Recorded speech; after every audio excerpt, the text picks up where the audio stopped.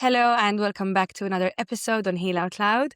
And today we have a lovely guest with us. Hello, Anne. Hey, Nicole. I'm so glad to be here. Anne is a somatic reparenting practitioner who's going to be talking to us today about her journey and her work. And basically, this episode is for you if you never want to feel alone again. Both Anne and I know exactly how that feels like. And Anne, you can go ahead and give us a bit of an introduction about you, your work. And once again, thank you for being here. Yes, I'm so glad to be here. And I'm so glad to get to talk about the work that I do every day, right? And just open people up more to what's possible for them when they work with their bodies. It's just right here the whole time. I am a mother of two. I have been in the mental health field of children and families for the last 2 decades. And I was a child therapist and did a lot of work with families with, very overt, very extreme kind of abuse and neglect. And then as I was doing that job and as I became a mother and was understanding attachment and my nervous system for my job, and then was watching what my attachment system and nervous system was doing in the context of my home where there was no overt incident, I started to understand how my vanilla childhood, as I call it, or my just socially acceptable, culturally sanctioned way of being raised and being in the world really was causing a lot of disruption and pain and disconnection in this relationship with my children that I cared so much about now that I was in the role of mother. And so I gradually, for the last few years, just started to, in my own healing journey and my own quest to become myself and be attached to myself so I could be attached to my children, I really started working with my body. I really had this moment where I realized there is something in my body that my brain cannot touch. And then I followed the little breadcrumb trail and followed these little nudges towards practitioners and experiences that gave my body new safety so that she could release and heal and rewire. And now that's what I do with adults. I actually am so passionate about healing the child inside the adult body. And I see individuals, I do group work with women and mothers, and that's just so transformative. And I'm just really excited to share some things I've uncovered for your listeners. Amazing. Thank you, Anne. And yes, exactly as you're saying, like we have all the tools right here and we're always, at least in my own journey, I was always looking for things outside of me, either a partner or Prince Charming, or I don't know, maybe smoking and food. Food is a big one. At least for me it was. And I know also with my clients, there's lots of the restrict and binge and the all or nothing approach in every single thing and achieving. Because sometimes we tend to think that when there's like these attachment issues, people go for the bad decisions, but it's not true. Sometimes, like for example, for me, it was achieving a lot, like constantly studying, doing so much. So yes, I'm really excited to listen to what you have to share with us. And I want you who's listening to really take what Anne is going to share today and apply it to yourself so you will never feel alone again. And obviously, listening to this is going to tap into your 5% conscious brain. So you need to do what Anne is going to share here with us today. So Anne, the floor is yours. I would really love to start by listening to your own journey of maybe how you stopped feeling alone and how that changed with your kids too. Completely. And I love that prompt for the listener. And I will add to that as well. All I want to do is be the ambassador, the reconnector back to the person living in the body and their body, right? And I use nervous system, body, and inner child interchangeably, right? Because they're all essentially the same thing. And so as we're speaking, I invite the reader to notice, did they just have an involuntary exhale, right? Did their chest get tight? Did they feel tears come to their eyes? Does their throat start to feel anything, right? Like any sensation. I really do invite the listener to start to notice the communication from the body because she is listening. I'm assuming your primary listener is she, so I'll use that pronoun. But using pronouns for our body actually helps us be more relational towards our body. So whatever pronoun you use out in the world, I invite you to start using that pronoun towards your body, she really didn't like that. She's really tired, right? She's pissed off. So I invite the listener to start to notice as I speak, as you speak, Nicole, to just be curious and just allow the body to show you, allow her to show you what resonates with her. And yes, I was thinking about this, Nicole. And for me, my marriage was the real pain point. As you said, I mean, I just this culture did not help my limerence, my fantasy that love would finally come in the context of romance, right? That I would be finally seen and rescued and I would feel not alone anymore. And all of my problems were just going to be fixed by this one person, fixing everything for me. And that's the magical thinking of the inner child. It makes so much sense that the child is meant to receive. The child is not meant to work and do and earn. And so a lot of us, when we don't have those core relational needs met in our early developmental years, we progress into adulthood and we still have that fantasy that the perfect partner, or like you said, the perfect, job title, or, all these external factors will meet this ache inside of us of feeling like we're alone and we're unlovable and that there's something wrong with us, right? I met my perfect mirror in the father of my children. And I can truly say that without a nervous system response. And I can really mean it when I say that, because he has pushed me into levels of healing that I never would have done without him. And so I can now say that I'm so grateful, because we all need a catalyst, right? We all need something, whether it's usually, from my experience, it's usually an illness, a partner, or a child that that is so close and we can't escape it, and that will just poke and prod and pick and just, it feels terrible until you understand what it's here for, right? You feel like a victim until you start to understand enough, like you do when you're listening to a podcast like this, that, oh my God, the context, right? Like we're all here to heal. That's what I fully believe on this planet. We're here to heal. We're here to grow, and we're here to expand. And we're all just bumping up against each other and instigating that or supporting that, right? And so the first time I really reconnected with my body/inner child was doing emotional release body work with actually a masseuse practitioner that was trained in this modality. I live on the East Coast of the United States. This is more common on the West Coast of the United States and way more common in Europe. And she was the only one in the Southeast. And I just saw her little flyer. I walked into this market I go to every single day. And for some reason, I just turned my head and looked at the bulletin board, which I never looked at. And I just saw this flyer that said, do you need to heal your inner child? Do you feel like there's, unprocessed stress in your nervous system and your body is not being touched by, cognitive rewiring? Essentially, that's what I had just reached, that point of my healing, that edge. And then I see this flyer. I believe in magic. That was a magical moment. And I called this woman and I drove to her house thinking, what the hell am I doing? I don't even know this person, but I did it anyway. And I laid on her table. And the second I met this woman, and this is what I want to be for everyone that interacts with me, and I know you feel this too, Nicole, I want to embody safety, right? Like, I just want to exude safety. The nervous system needs that relational experience to open and heal and disarm. And Laura, just the second I met her face, her body language, her energy just communicated safety. And as I got on her table and we did a little bit of breath work, and then she touched certain points on my body, and girl, just some dormant cries, like some tears, this unprocessed emotion. That's what causes our nervous system to be stuck in these chronic states of stress. That's not adulthood. That's not how we're supposed to be living. That is trauma, right? When we're stressed all the time, when we're hypervigilant all the time, when we're anxious all the time. And I just got out of my head and cried and released tears that I had registered in my parents' face, that they weren't going to stay with me if I cried to that level. And it just blew me away that she just set up the right relational environment for my body to do what my body needed to do.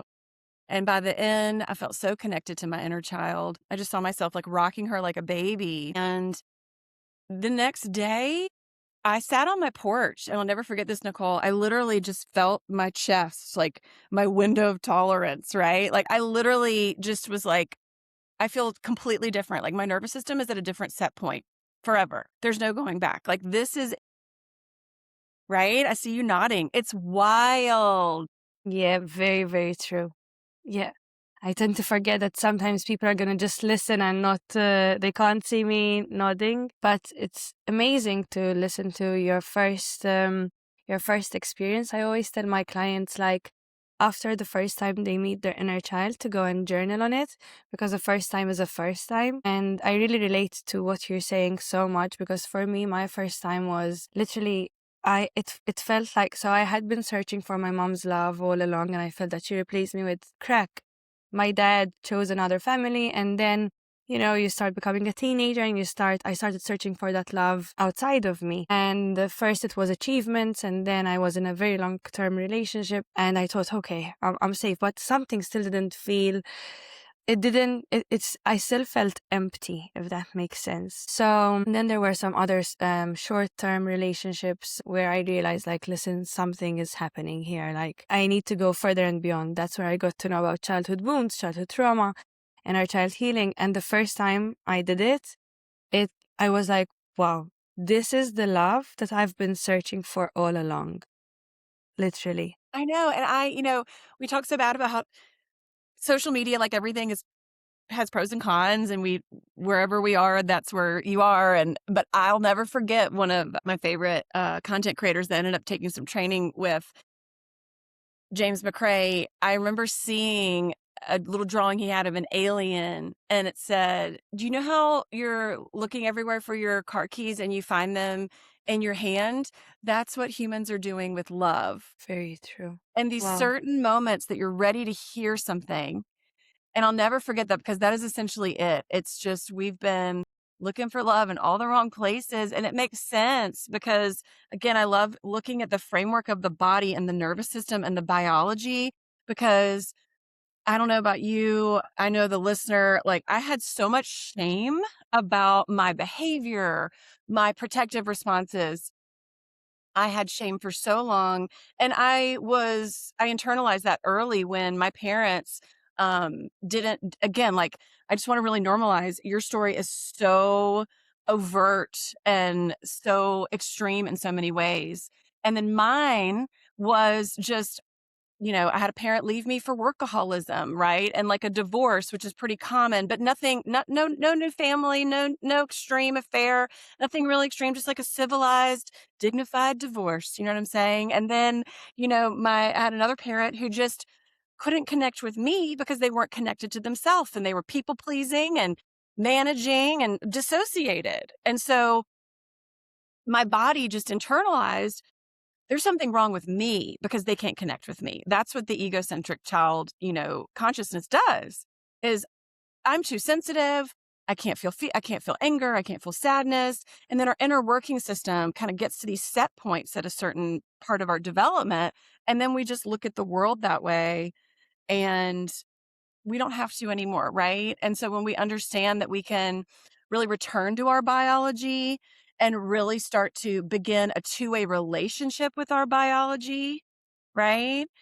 And, something shifted in me too. It's all these little moments. But, you know, my body has been parenting me, really, because every time I dissociated, every time I froze, every time I fawned, every time I freaked out, that was my nervous system controlling me, shutting me down so I wouldn't cause any more problems, so I could be as connected as possible. Every time that was the fawn and the freeze and the dissociation, that was protection. I'm the one receiving that. Or when I freak out, when I would freak out at my husband, it was because my nervous system was reading the room for me, like she had been doing my whole life, and saying, "Oh, now she's in a place of power.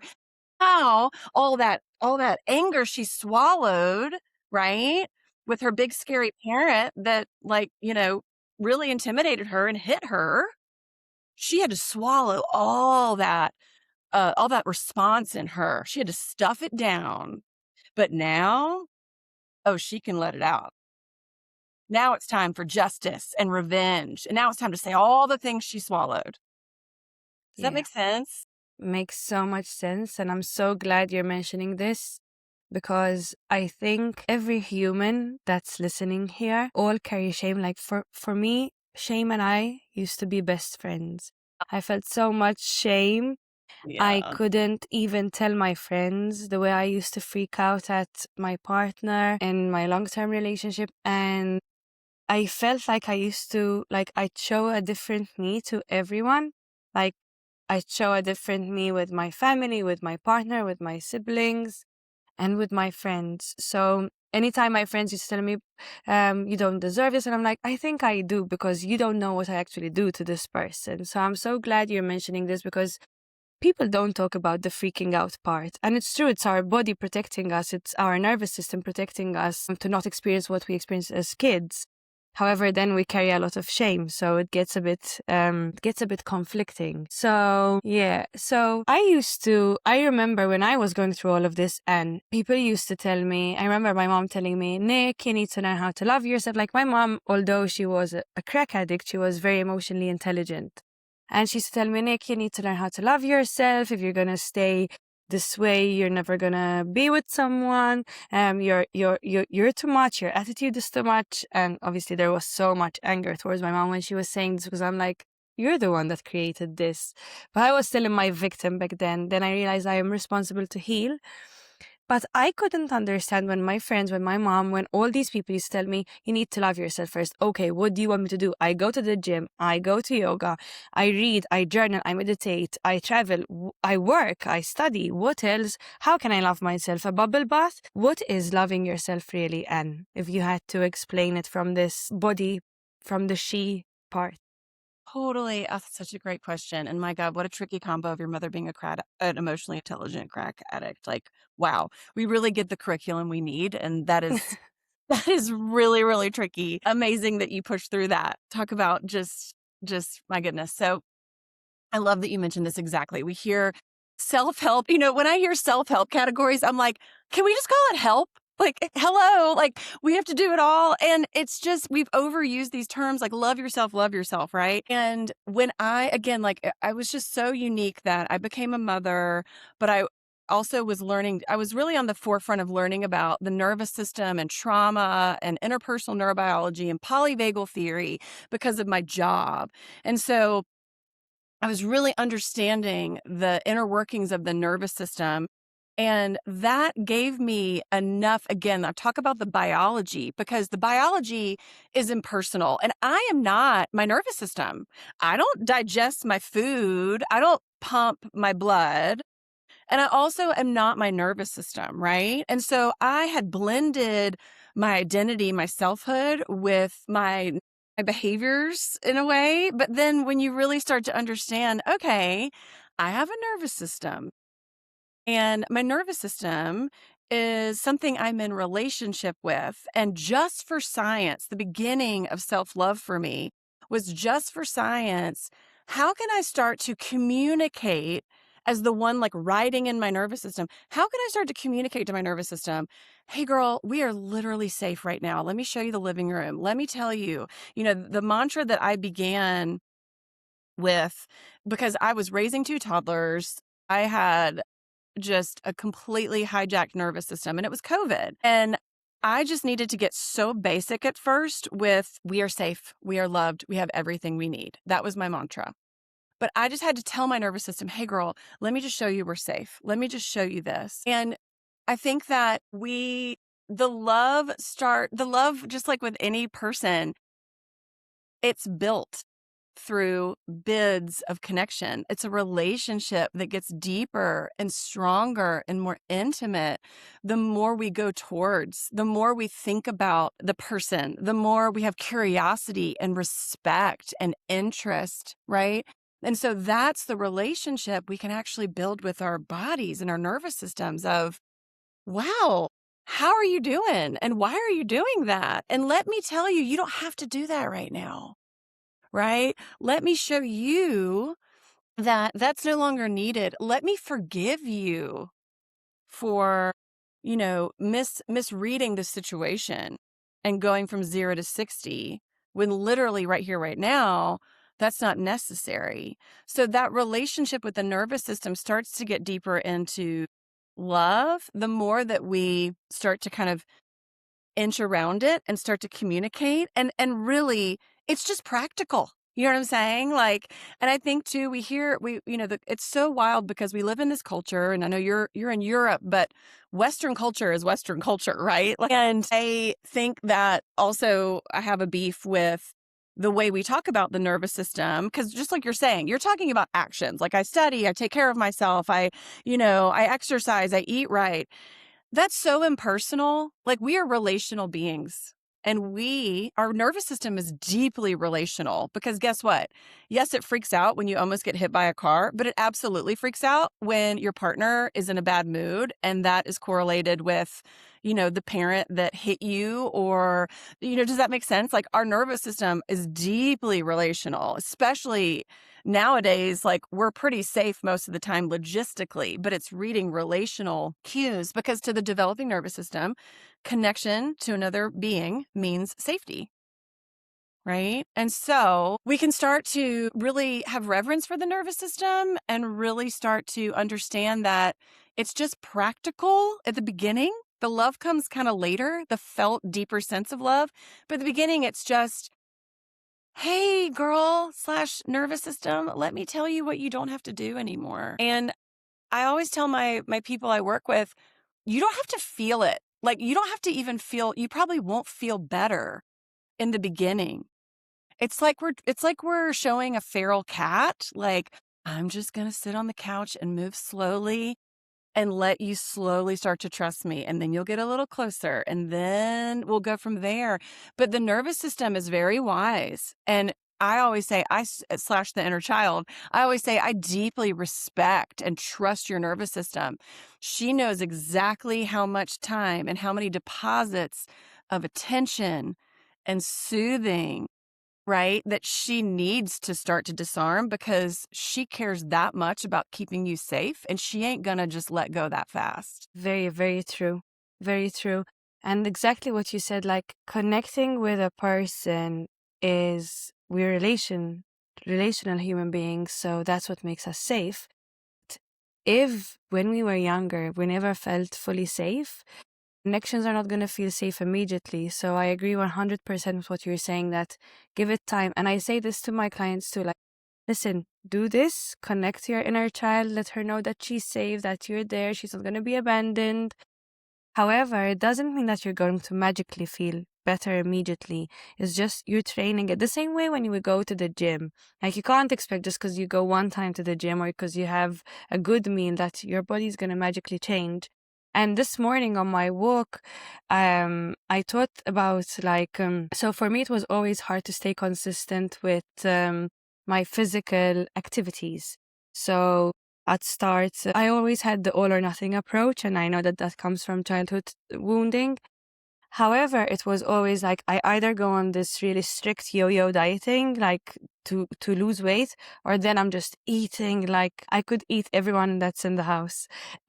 So basically, this morning I noticed that I've stayed consistent this time around, and I've been seeing results. And it's reminded me that consistency is always, always, always bigger and better than perfection. So I agree exactly with what you're saying. In the beginning, it's practicality. It's not about love. It's about like slowly, slowly letting this feral cat, exactly as you said, trust you and get used to you. So I agree 100%, Anne, and amazing. Yeah. And I want to further that too, because there's that. But then also, the way I work with people too is to start to, again, I wonder how the reader, or sorry, excuse me, I've been working on my book, so I'm thinking about the I reader. can tell. I wonder how the listener noticed what they felt when I talked about being the one receiving protection, because also, would we start to identify with the innocent one? I always say we are innocent and impacted, right? We are underneath the nervous system, and having relational experiences where we feel that core need met of being seen and understood and not judged.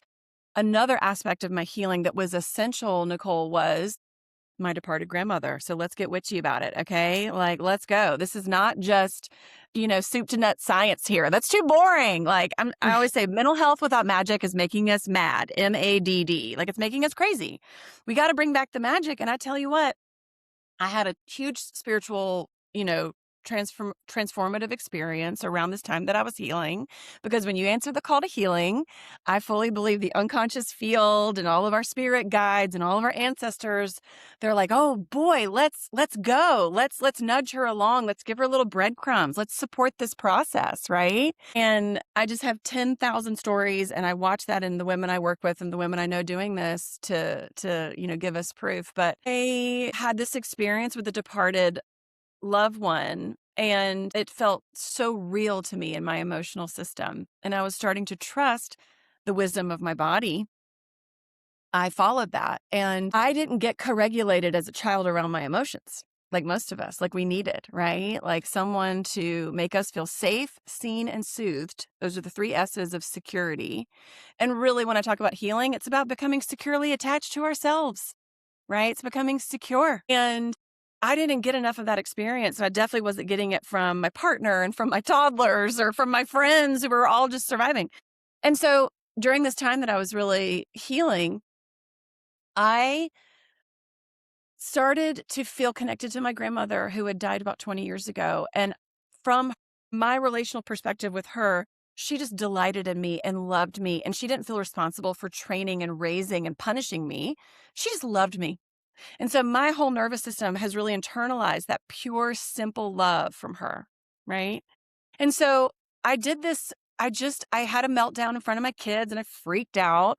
And then I put on a show. I put on Bluey. I was like, and I gave him a show. And then I went upstairs, and Nicole, I sat on my bed and I just called forward. I closed my eyes and I just imagined her looking at me. I saw her. I don't even know if I imagined it. I just received it. I saw her looking at me with love.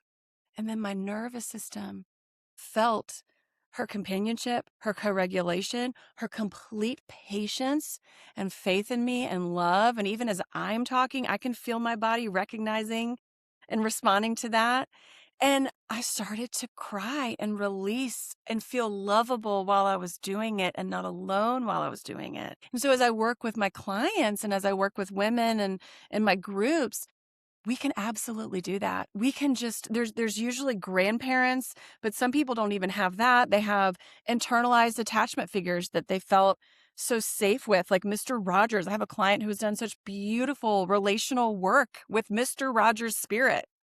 And so we can imagine them looking at us, and we have all these experiences in our nervous system that can just bring that image forward, and it feels real to the nervous system because the nervous system doesn't care about time and doesn't care about whether it's like touchable and tangible. It just cares Yeah. about the experience. Yeah. And so I started to really like turbocharge my healing, and it started to feel nourishing. That love started to grow, but I had to feel love inside of my body because I needed to receive it. Does that make sense? And we can. We 100%. absolutely can. Yeah, 100%. It's so true. Thank you for sharing that, because with my clients, when we're doing the inner child healing sessions, I'm remembering of one client who every time we did it, she brings, when I ask her where does little Mhm. her want to go, she said she used to tell me to my nana's house, to her nana's house.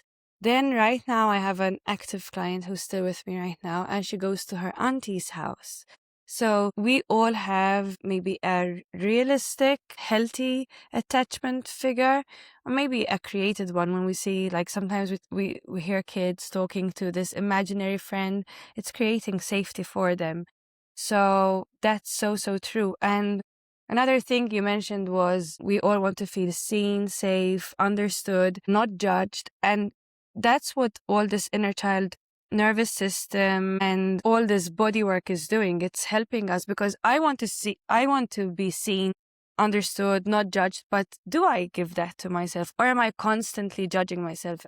Because when I go in front of the mirror and I'm judging me, I'm judging my inner child. When I'm constantly going and I do something wrong and I'm like, I'm so stupid, I'm constantly judging my inner child, and our inner childs have been judged growing up. So I truly agree with all that you're saying, and 100%, like, it's such a good conversation. And also what you mentioned about the nervous system doesn't care about time, whether it's real or not. It's so true. And this is the missing link to manifestation then, because my journey started, all this inner child started because I had stumbled across how to manifest your dream life, something like that, or maybe how to manifest an ex back in the day. Maybe. I'm not sure if it was the dream life or the ex. And I got so into manifestation. And then I knew everything that I should be doing. And I felt even worse because I couldn't do it. And then I was aware that I am creating my own shitty reality. So I was like, what do I do? So this is the missing link, this work that you're mentioning.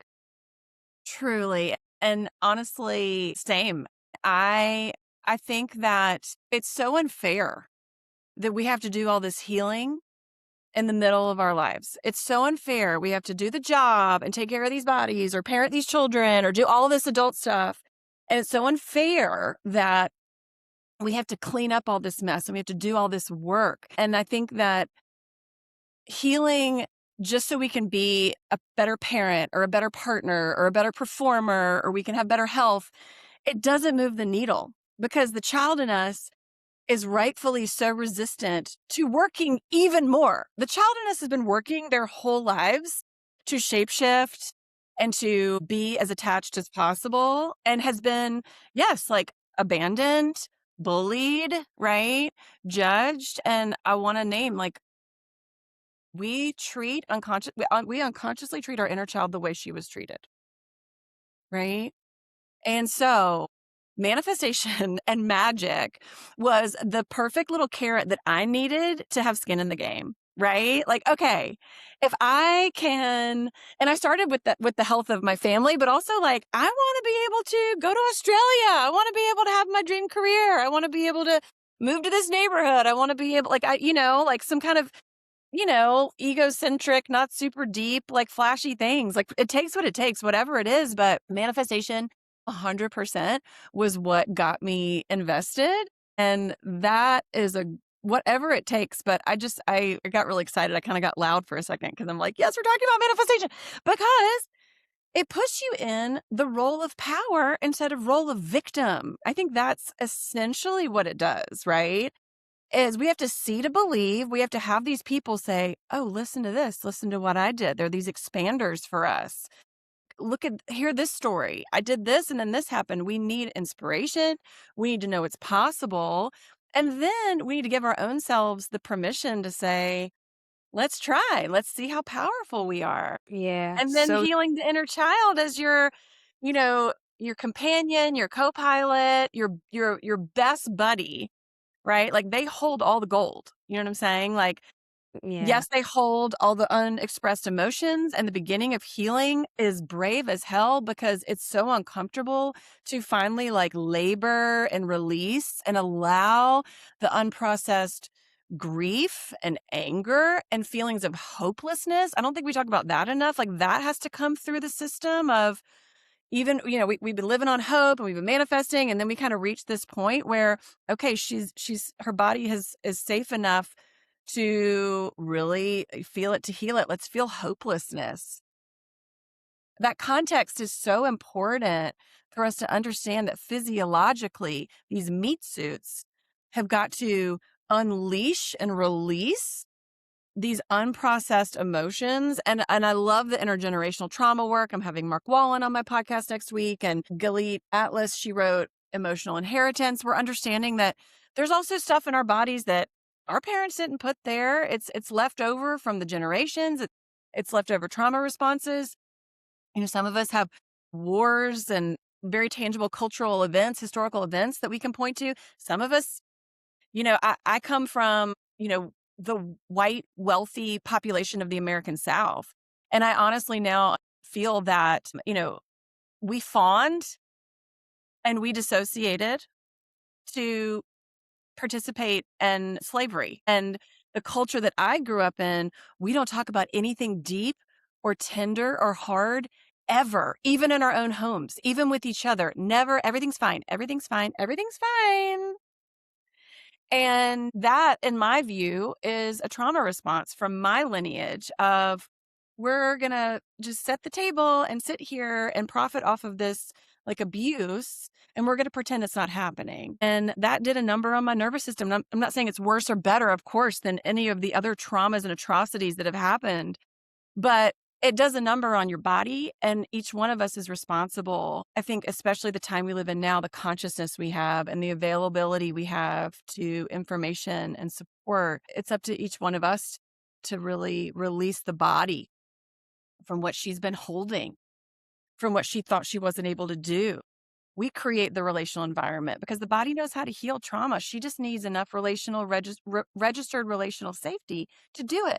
And so can we show her, hey, babe, there's no one in this house right now and I'm safe. You know what I'm saying? Yeah. Yeah. Amazing, because it's so, so true.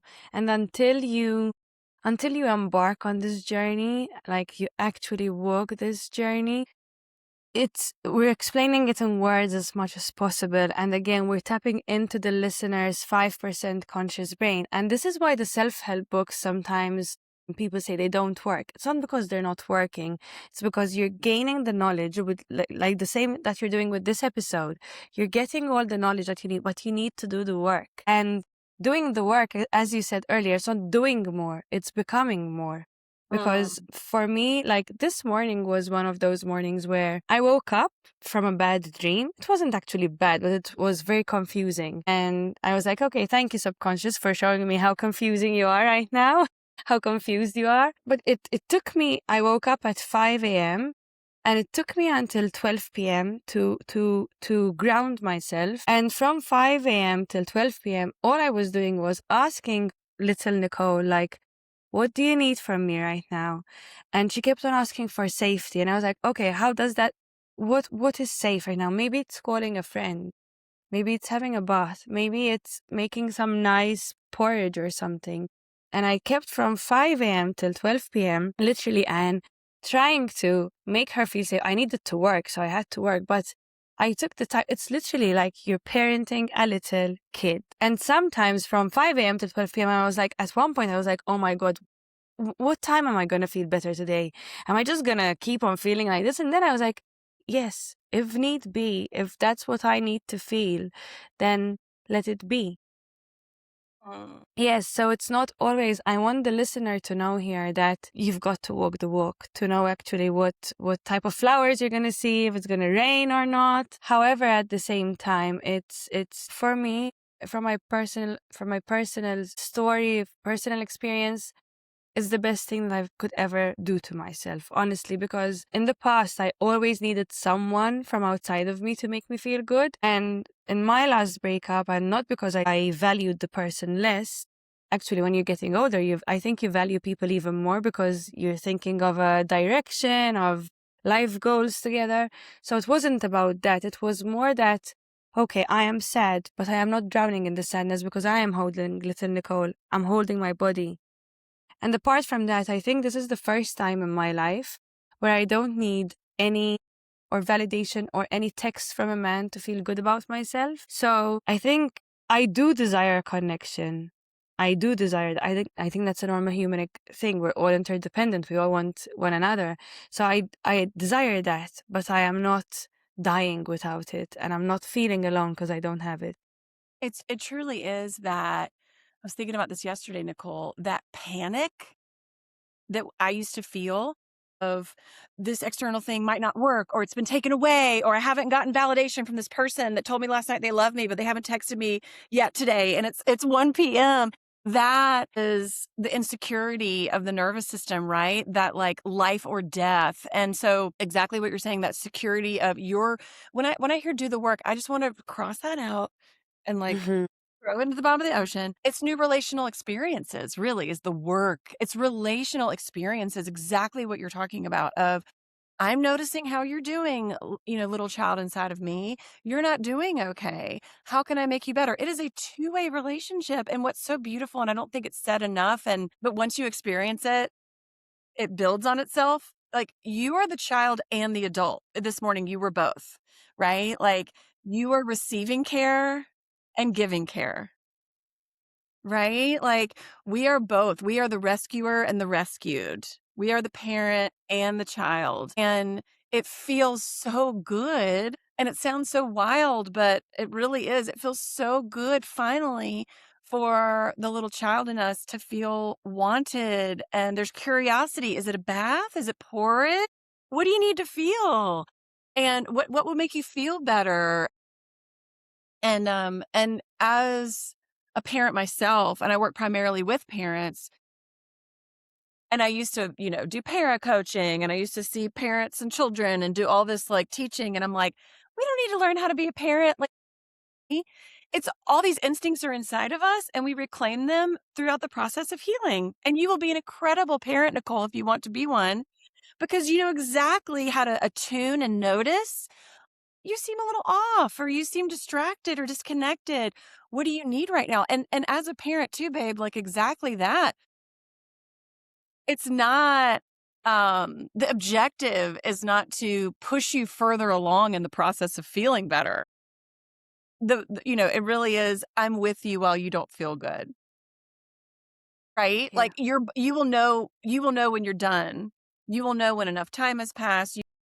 Your body will let us know when you're done with this feeling. And the more I push, and that was the beginning of my process too. We hear about in the parenting space co-regulation.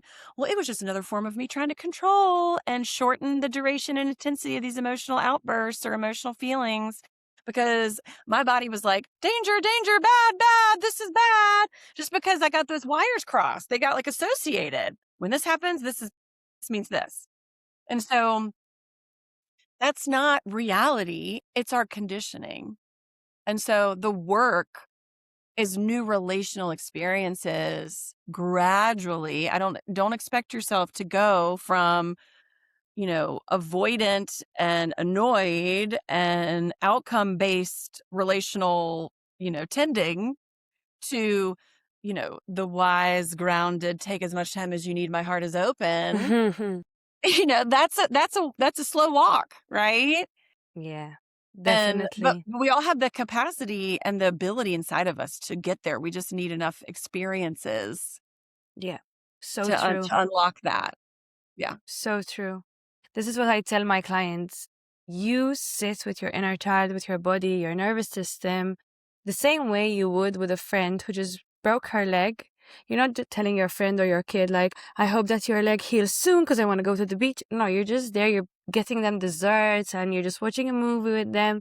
And that's the same with your inner child, with your body, because you need to you will never find what, in my opinion, you will never find what you're looking for from outside of you if you can't give that to yourself, even once you find it. Like in my last relationship, I was happy.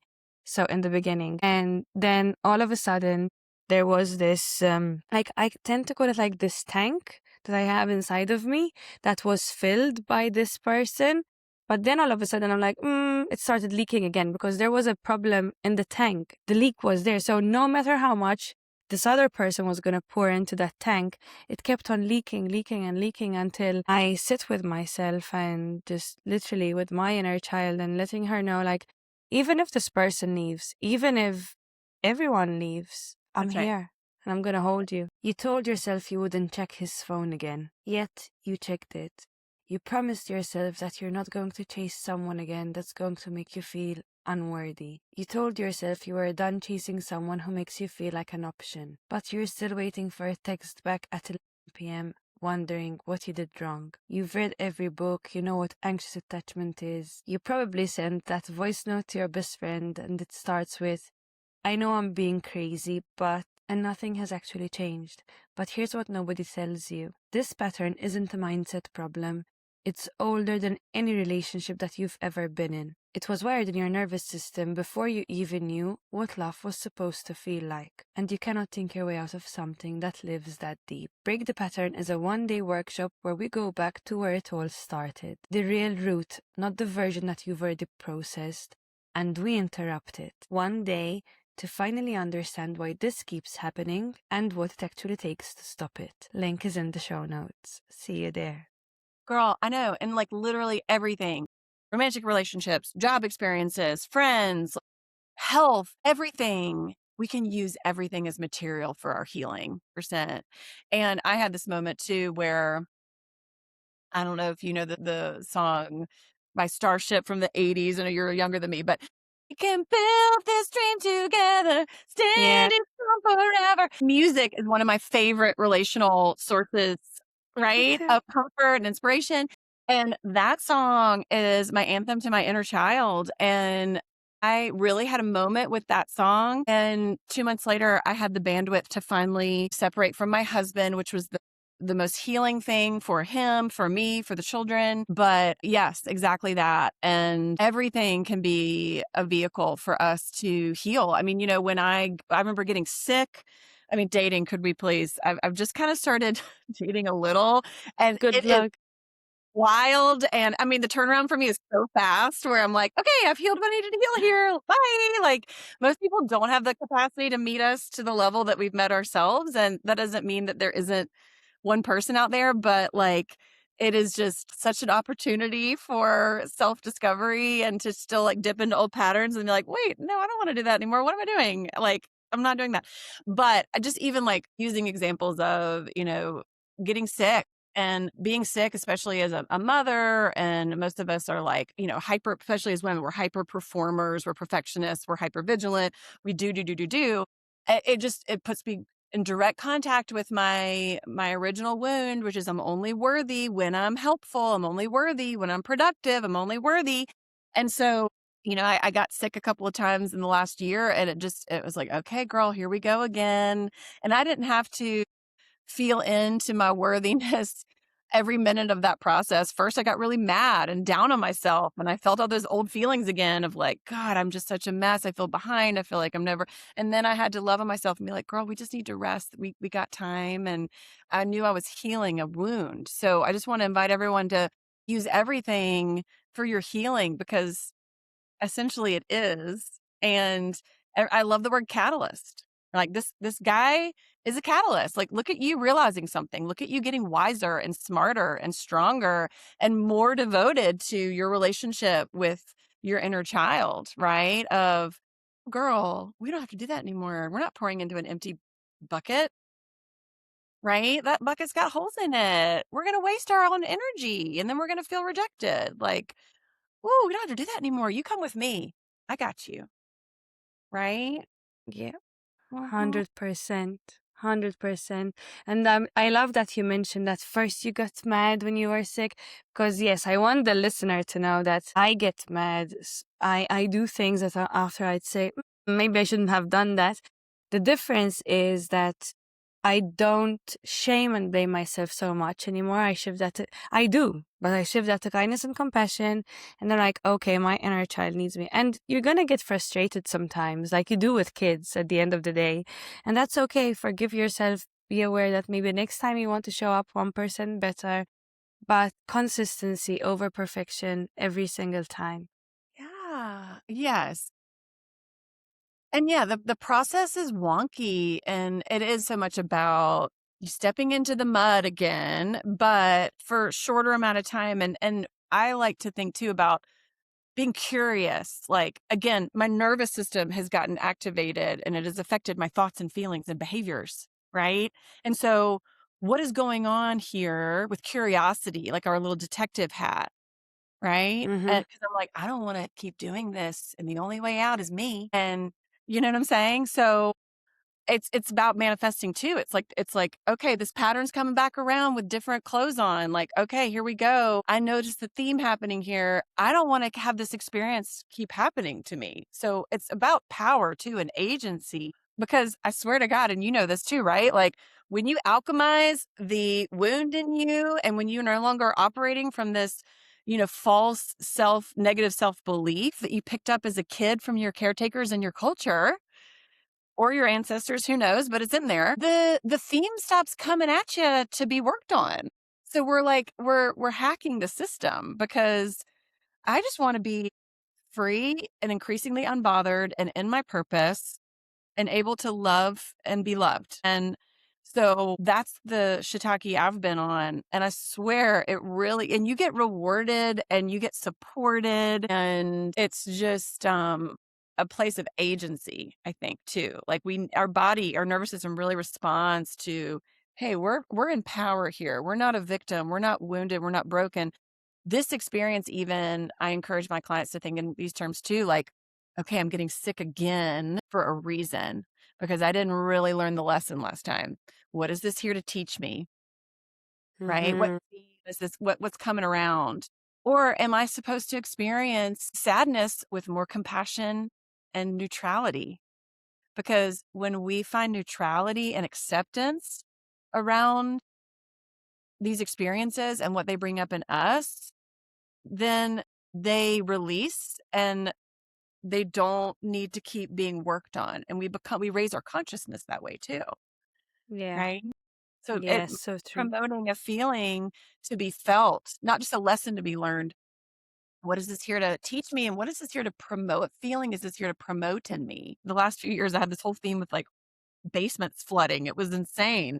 And it just worked so much out of me. You know what I'm saying? Like, it worked on me so much, and, yeah, I just found increasing neutrality. This doesn't mean anything about me. This is just something I'm experiencing.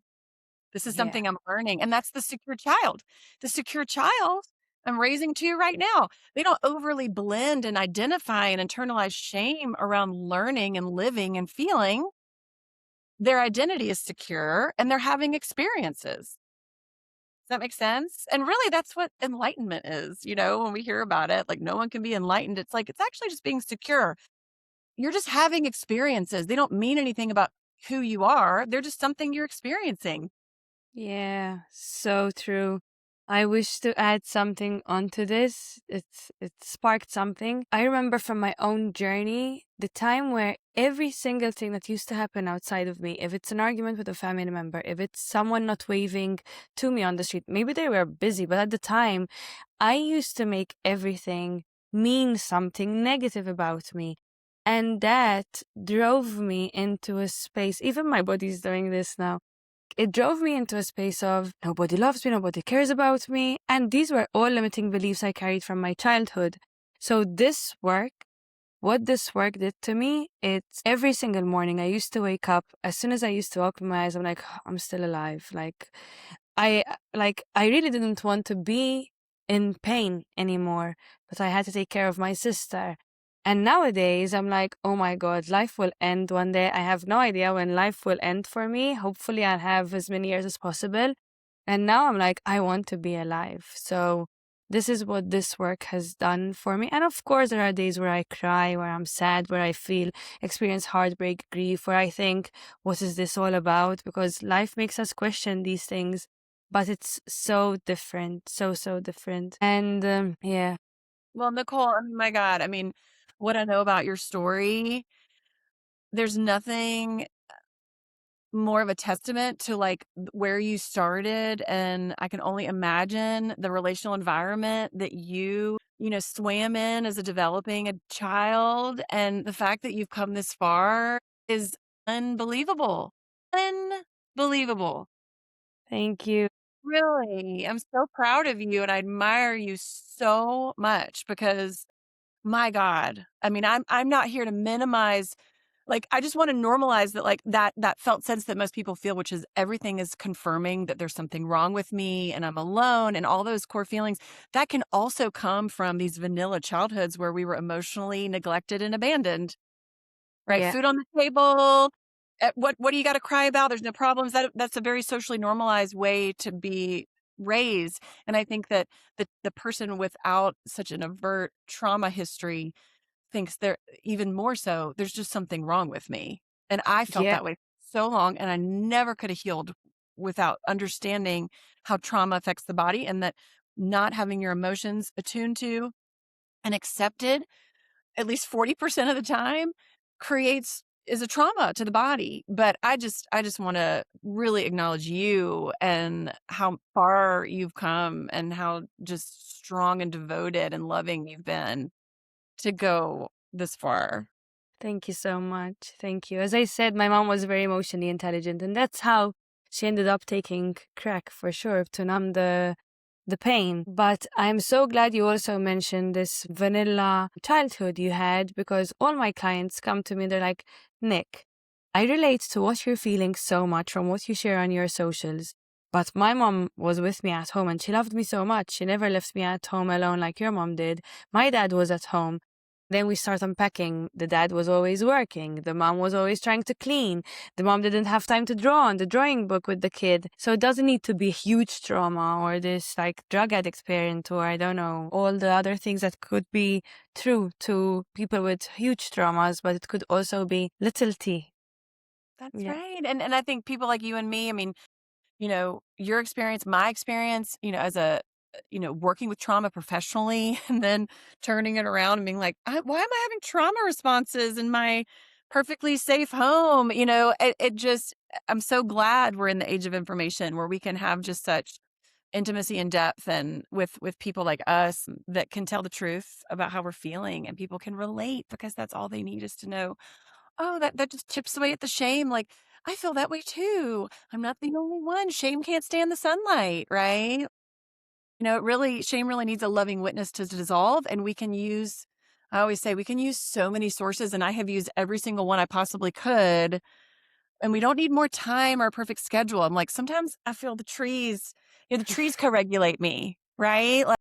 I just point my eyeballs at those trees and I see the gentle movement and the green and the color and I feel the aliveness from the tree. I'm looking out the window right now and my nervous system takes all that information in and starts to regulate, right? Yeah. Because if we're looking at a tree for a prolonged moment, which is what, 15 seconds, she's not about to get murdered by a tiger. Okay. Yeah.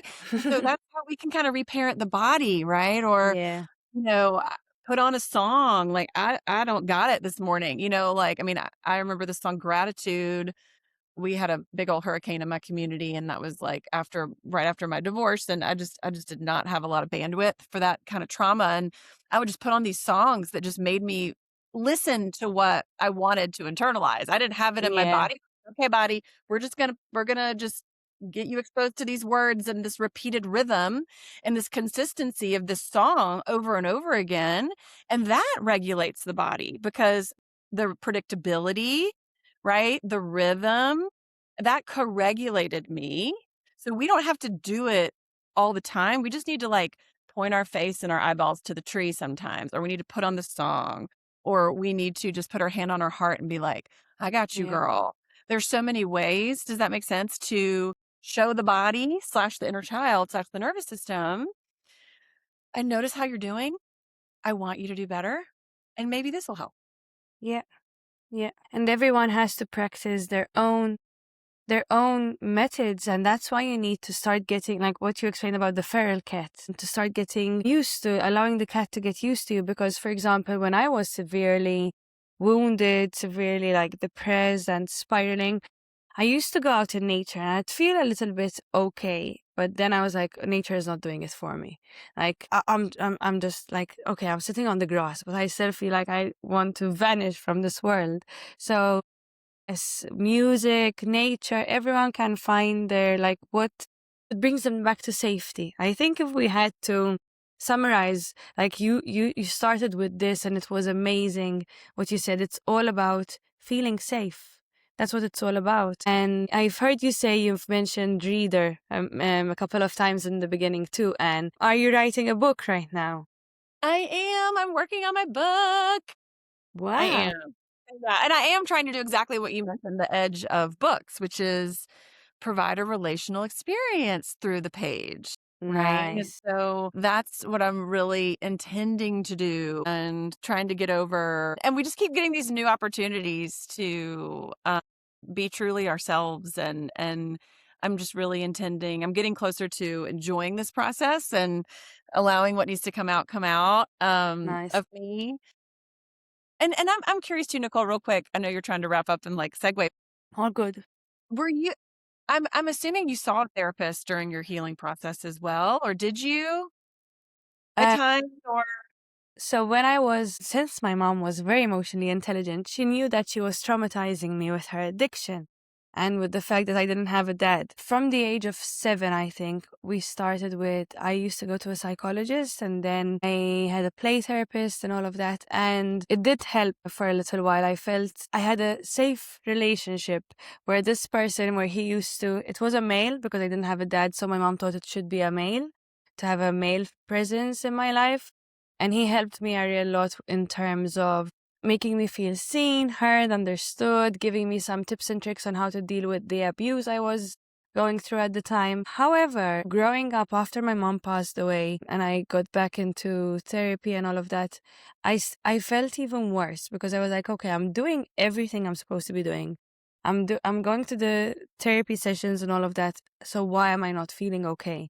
That's when I then had to, after my mom passed away, the doctor gave me antidepressants and I said, I'm going to take them, but because I couldn't get out of bed, but Right. only to work on myself. And I started my own research of childhood wounding, childhood trauma. That's how I found inner child healing. And that's when I started my own journey with an inner child healing coach. So she Mm. guided me through the inner child healing sessions. We created a secure relationship. It was coaching, so it was different than therapy. So it Right. was, we met once every week or 2 weeks, depending on what I needed at the time. But she would be available to speak to me throughout the week. So that created a lot of safety. And that's what I'm doing now with my clients too. Right. And yeah, I just want to name too. Yes. I just want to name too that I fully believe that therapy is an important aspect of the healing process. And Yeah. for most of us with this deep disconnection and insecure attachment to our inner child and therefore ourselves, it's not everything, and I think back to what you said originally, just like we've overly put all the power in the external, and I just think that we can use therapy and those relational healing partners at times and for a season, but not completely outsource our entire healing to that hour that we're spending with them. Yeah. I just wanna say that because I'm practicing saying that because in my book, I never wanna be anti-therapy, but I also wanna really name its limits and how it's another relational place, and we need all that we can get. Like, we need as many as we can get, but the relationship we build with ourselves through, some of these sources and through the leg up that we might get with a therapist, I just want to name, right? I Yeah. I don't want to be selling snake oil here and be like, we've got this is an essential piece of the Yeah. healing process. It's a linchpin. It's essential. But I don't want anyone to get the message of like, this is, I don't know. Does that make sense? Like, I'm really careful about that, especially as Yes. from the I mental field. I feel the same as you, and obviously, I come from a very tiny island, so you hear what people are saying. However, then I think of Nicole of 5 years ago, the Nicole who felt so sad in my bed, not wanting to wake up to another day. And if I didn't have my sister Yana, she became my responsibility. I think if it wasn't to that little girl, I would not be here today, genuinely. And I don't say this make this dark, heavy. It's the truth. No, I believe So you. when I share this, because that Nicole of 5 years ago, I was like, listen, I'm taking the antidepressants, I'm going to the therapy, and still nothing is working. I still think I'm a psycho. I still think that there's something wrong with me. So when I pass on this message, like exactly as you said, therapy is so valued for certain things in life and it's another relationship experience. So go for it, go to the therapy. But if you keep on feeling that something is not working, then you need to go to the root cause, and that is to your inner child, to your body. So I used to feel fear sharing this because I didn't want people to think that I'm trying to piss on other types of healing. That's right. But the truth is that person who felt like I did, like you did, they need to know that, listen, it's not because there's anything wrong with you. It's because there's this type of healing that you haven't tapped into yet. That's right. Can do it alongside therapy. They That's can right. complement each other so well. And we really need to do it alongside therapy. As a former child therapist and I understood attachment, I would always say to your child has a attachment to you that I will never, ever, ever, ever be able to contend with, especially in an hour a week, I will go away, right? Like, and I see them 1 hour a week and you live with them every other hour. And so I started to work more directly with parents because I wanted them to understand and feel supported and how they can foster that attachment and all the hours outside of the 1 hour a week their child saw me. And it's interesting, Nicole, I haven't been able to say this yet, and thank you for giving me the space and going over a minute because that's essentially us and our inner child. Like, we're the one living with her every minute of every you're the one waking up with her and being like, "Oh my god, how are you doing?" And if we're completely, like, putting a therapist on a pedestal, we're missing out on our own agency. And also sometimes a therapist helps or a medication, helps raise our own baseline and gets us to a place where we can actually do that, Yeah, right? exactly. So I just wanna say that. I just Exactly. really want that to be named. I don't want Yeah. to I have all the answers. Work with me. You have all the answers. Work with you. It's like, no, no, no. We're just here to support your process of reconnecting with, Yeah. the love of your life, which is that Yeah. little girl inside of you. And use whatever you can to help you get there. Exactly. Spreading the word about like inner child healing, body work, somatic work, that's all it is. Because when I was doing my own research, it wasn't as easily accessible at the time. Like I didn't, I experienced like my mom would wake up in the middle of the night and leave me at home. And this is not to shame my mom because I loved my mom. I Yeah, still do more than anything in the world. But even though I had that huge trauma, I didn't understand that the way I was showing up in my relationships, in my people pleasing, in my hypervigilance ways, and in my perfectionism, hyperachiever, I had no idea that all of that came from my childhood. So if someone like me who went through all of that had no idea of the correlation and the connection between the childhood and my adult life, that's right. so let alone someone who thinks that their mom and dad were like they had the same childhood as you, loving childhood. So for me, it would be like, ah, okay, makes sense. For that person, it would be more like, why am I so ungrateful? My parents gave me everything. They gave you maybe money and food, but maybe they couldn't give you the emotional availability you needed.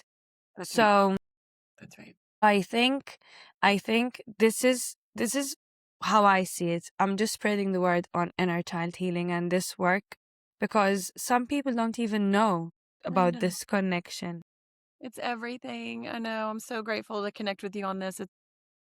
It's just it gives us life, right? It gives us ourselves, and it really is unbelievable what life experiences we can have. And I've had some really challenging ones in my adult life too. My childhood was vanilla, but adulthood, uh, not so much. And it's just amazing what we can transcend and alchemize, and be increasingly unbothered by because like, I got you, girl. It's you and me. Like, we can leave rooms, we can end phone calls, we can drive away. Like, you're the title of my book is Never Alone Again because the ache of aloneness is so terrible. And even when my body's alone, I used to feel alone in rooms filled with people. I used to feel alone.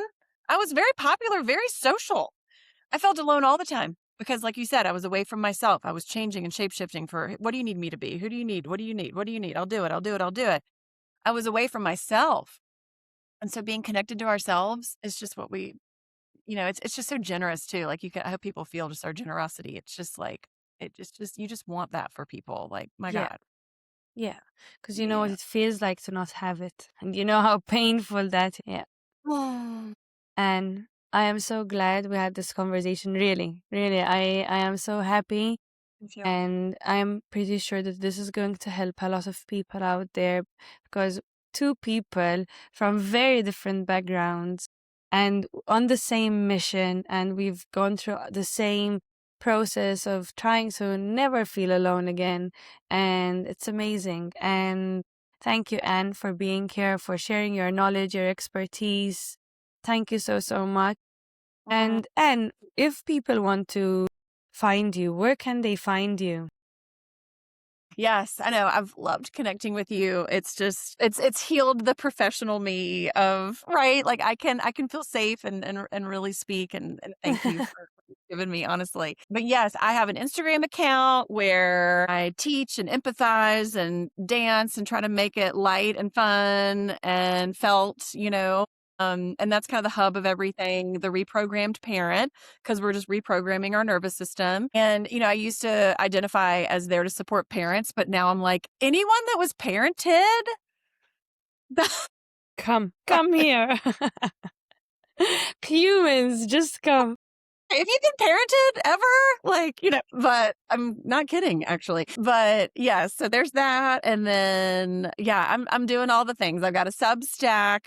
What I really care about the most, and for your listener, if they're, you know, if they're really feeling resonant with this too, or want to spread with someone, you know, I do this really great group work with women all over the world. I mean, we've had people in France and Portugal. It's a 6-week program called Safe Inside, and it's somatic experiences with me weekly, but then it's a Marco Polo group of like video sharing with women and connecting, and it's like an attachment laboratory because they just get to practice being honest and seen, and there's enough distance because we're all like in separate lives, and you don't know my husband that I'm actually telling you the truth about how I feel about him, or you know, like it's just really powerful to watch the women, you know, practice relational security with each other. And then that is open ended. Once the 6 weeks is over, the women just continue and create whatever they want. And so I really love that format, and I'm watching it really do a lot. And then there's also my Becoming Besties is a 30-day like passive program where you can just start to have these daily kind of new relational experiences with the body, because for the inner child comes later, but let's just keep it real biological and practical. And so there's Nice. that. I feel like you asked where to find me, and I told you what I'm selling. No, that's I mean, I there are was gonna ask. ways that I can, was yeah, gonna ask anyways, because then I'm gonna, for anyone who's listening and you want to connect with yeah, Anne, I'm gonna add her links down below, yeah, in the description. So yes, Anne, you've yeah. been amazing, and it's so nice to listen to all of this and to be able to speak with someone that shares like similar ways of healing, and maybe that was not the word I wanted to use, but similar ways of going back in the body, in the inner child, Right. and in our subconscious, the 95% subconscious. That's what it's all about. This is what I want to maybe end this with from my end. 95% versus 5% conscious is much stronger. Guys, what me and Anne are talking about here is very, very valid, even mathematically proven. Yes, exactly. And the unconscious underworld, it ain't boring, I tell you that. You know what I'm saying? No, And for no. those of us that have been living in a trauma body, boredom feels really bad. And I also have ADHD, like all of us, because emotional Yay. neglect, right? Like, hello.